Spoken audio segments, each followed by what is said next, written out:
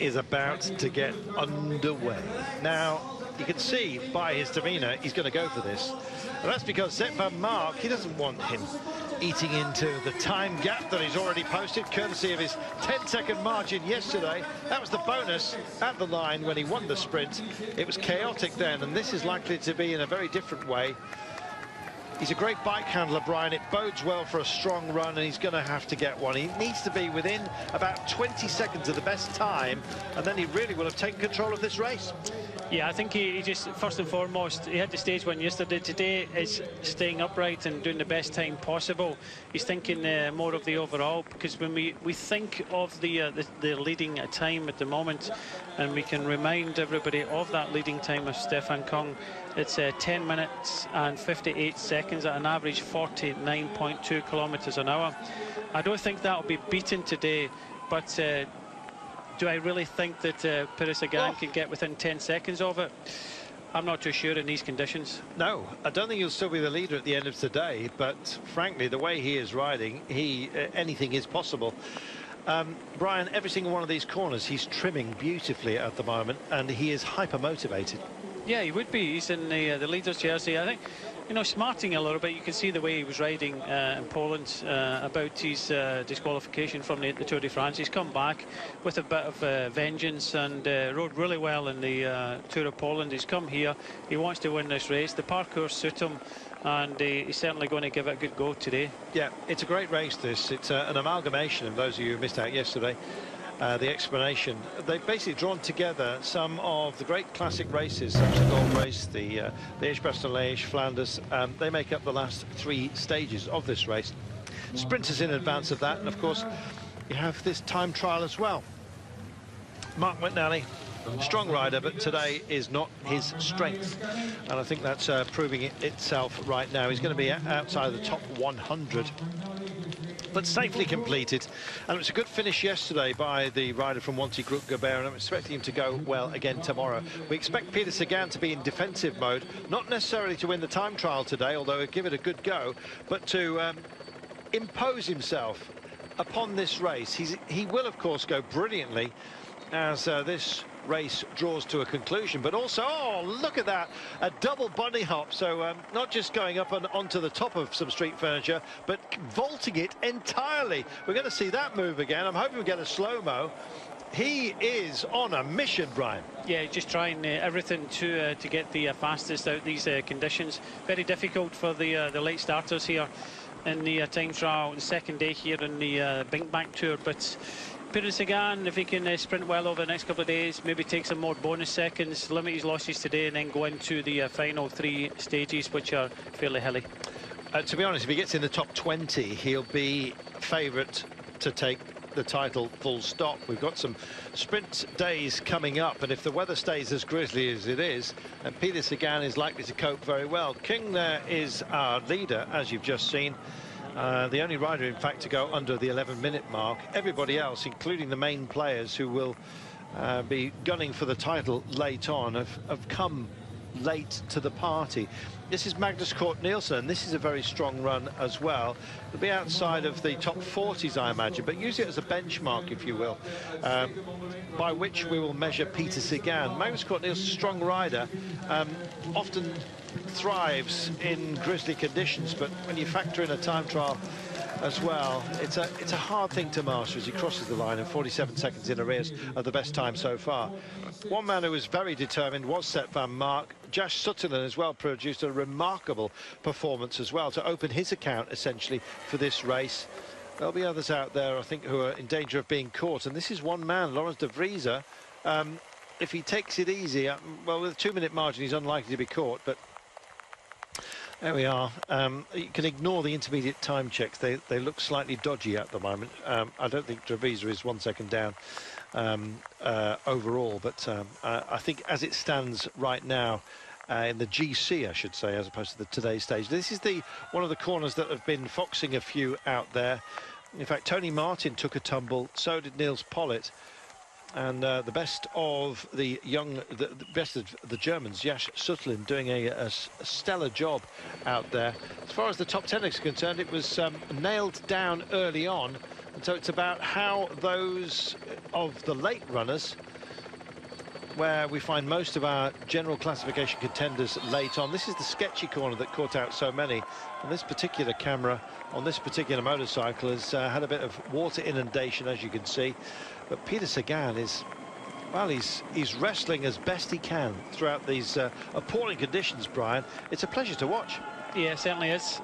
He's always entertaining as the current world champion and leader of this race so far after his stage win yesterday. But Stephen Kung looks as if he'll be taking that leader's jersey into tomorrow's stage for BMC, but Tom Dumoulin has to be happy with this, and because Tom Dumoulin's sort of rider, they're looking more for the overall victory. Can climb well. Soren Kragh Andersen, even Yves Lampaert in 6th place at the moment. Tim Wellens, previous winner of this race, a good performance today, only losing 17 seconds on Stephen Kung. So they're the sort of riders that have done well today. Limiting losses in the time trial and looking at overall victory next Sunday. Reinders comes home again with a big deficit, getting on for a minute down, 53 seconds adrift of the best pace today. It's worth comparing what Yash Sutlin has done with those who've come afterwards. I'm just wondering whether Sutlin might be entering the minds of those who are minded to have a wager in this race. The youngster for Movistar looking very, very strong. We'll see how he functions when we get to some of the rolling stuff, but he's been riding very well on the road and has done a great job late on in the time trial amongst those who can feature when it does get tough. There's some big inclines to come in this race, not necessarily in terms of altitude gain, but certainly in terms of percentage and test. It's definitely a race of two halves. Apart from the time trial, the first 3 stages are predominantly kind of sprint stages, and then we could get very hilly stages. But it's not hilly when we think of the Alps, the Pyrenees. These are short, sharp climbs. If we think of Amstel Gold, Liège-Bastogne, Liège, and the Tour of Flanders, that's the sort of hills we're talking about. So it's kind of tradition over the last few years in this race. It always produces a kind of strong rider that's kind of type of classics rider, and exactly what we're seeing on the screens at the moment. This is sort of rider that BinckBank Tour, former Eneco Tour, produces winners like Peter Sagan. Here's Phil Bauhaus, and a strong finish by him as well. This is very, very good from the German youngster. They seem to have found a real crop of great talent, and Phil Bauhaus proved yesterday that he's not only decent out as a road racer, but as a sprinter as well.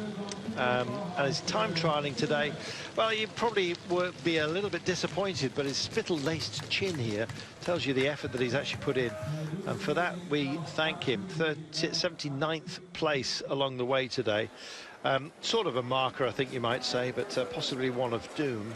Laurens de Vries is the next man home if Peter Sagan doesn't catch him, and right now we're catching our breath watching him. Yeah, we certainly are. The conditions consistent, which is maybe a good thing, that you don't take the risks. And Peter Sagan, one of the best bike handlers in the peloton, so he'll be again wanting to try and get the best possible time. Good effort for this man yesterday. Got in the breakaway, took all the bonus seconds in the golden kilometre, which gave him a longer lie this morning, but meant he was in the worst conditions in today's time trial. Gosh. Well, they moderated the conditions just to allow, I think, Yash Sutlin to have a decent run, and they've got bad again. So it's hampering the late runners, the very, very late runners. It's the eternal inconsistent occasionally. There's nothing you can do about the weather, Brian, and when it has this variable nature, which you've got today, it makes it fascinating for us, but it must be so frustrating for the riders. That has to be, and with it, if it was a prologue, then they would have, some of the riders would have a choice. Obviously, all the teams would have to, somebody would have to go off in the wetter conditions, but nobody can predict the weather, not even the weathermen.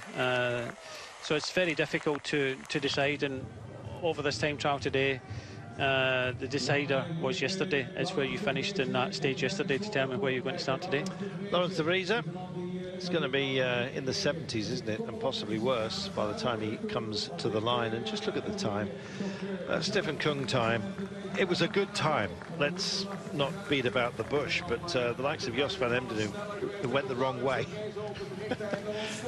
He went down the exit lane for the support cars. And I think he was on potentially a winning drive then, but it didn't happen for him. As long as the race way down, 119th home, 119th best on the day. Couldn't really describe it as best, but this man may well be by the time we reach the end of this race. Sagan, last man on course, and Sports are doing a great job of staying close to him at the moment. Don't cut him on the inside. He hasn't found the driest part of the road, but that's because he's quite happy with his contact patch. And indeed, how he's taking these curves. Let's see how much respect he gives the next one, which is coming up right now. He seems to know the course extraordinarily well. He's cutting all the apexes as you would even in the dry. This is a motivated man. I think so, and I think a reasonably good ride now, because he's 2 minutes at the deficit to De Vries in front of him, and it looks as if he's going to be finishing fairly quickly. Wow, Sagan coming in, and this is as brave and a gutsy performance as you're likely to see. This is outstanding.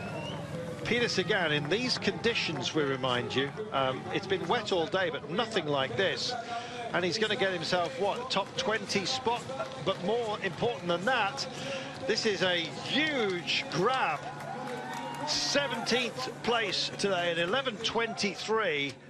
Is anything going to stop this man in this race from becoming the title winner of the first BinckBank?